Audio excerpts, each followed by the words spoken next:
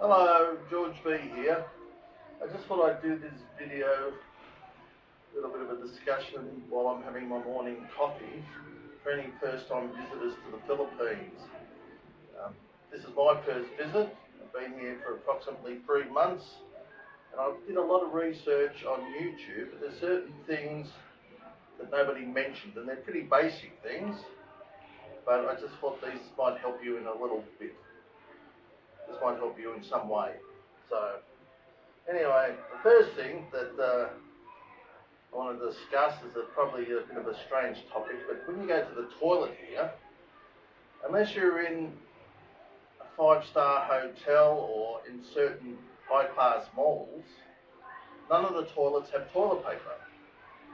So coming from the West, Australia, I come from Australia, wherever we go, there's toilet paper in the toilets, and when you walk in there and you're busting to go, it's a bit of a surprise when there's no toilet paper there. So, yeah, luckily I had some with me the first time, and I've carried it with me ever since, because you never know when you need to go, and 9 times out of 10 there's no toilet paper. So, yeah, just keep that in mind. The next thing, when I've travelled around to other countries, you'll always get a fairly good rate at the money exchange. Now, here I found it very difficult to find any place that wanted Australian dollars, and the rate wasn't that good.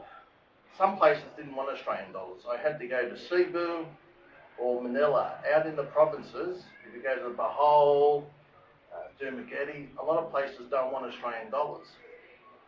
So, and I found the rate not to be that good. So I did a bit of investigation while I was here, and I found that getting your money out of the ATM was about the best rate you could get. Whatever the FX rate was, that's what the bank was paying. And I used, personally, I don't know what the other banks are like, but I used BPI because you can get a maximum of 20,000 pesos out at a time, and they charge you 250 pesos, which isn't too bad. And if you can organise a debit card, a lot of debit cards now will pay you back that money. So I got a card and I get $5 back, I think. So every time I go to a foreign ATM, I get $5 back. So it's costing me $1 or $2. So that's what I've learned being in the Philippines, which I couldn't find online. And another thing I've found, travelling around, when you're travelling around, it's not like Australia. You have to be very patient. They call it Filipino time here. And everything just seems to be a more relaxed time frame of doing things. No one is in any sort of rush. It's the only place I've been to where you see people queuing up outside of a bank, and they put chairs for you. So, and it's very slow. Like I said, they call it Filipino time. I think that's the culture, and I'm getting used to it, and it's quite enjoyable once you get used to it.